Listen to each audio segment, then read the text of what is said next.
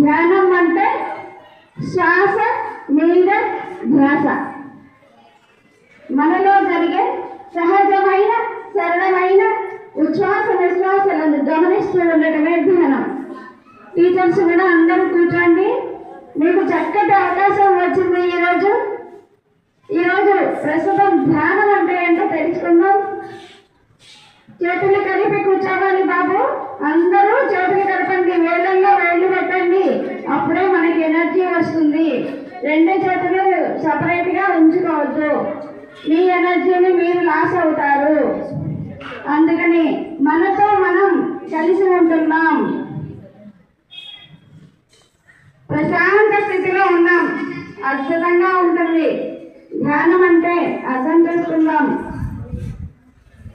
Body relaxation, mind relaxation, memory power చక్కగా పెరుగుతుంది. ధ్యానం వల్ల ఎన్నో లాభాలు ఉన్నాయి. మీరు ప్రశాంతంగా కూర్చుంటే, మీ శ్వాసను గమనిస్తూ ఉంటే మీకు ఎనర్జీ ఎలా ఏంటో అర్థమవుతుంది.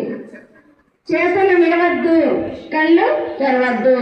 మనం ఎంత టైము లిమిట్ అనుకుంటామో అంత టైము మనం స్థిరంగా కూర్చోవాలి.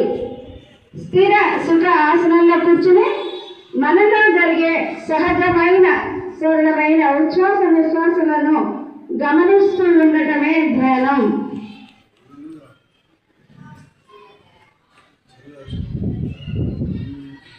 ఎంత అద్భుతమైన టైం మనకి ఇచ్చారు మాస్టర్స్.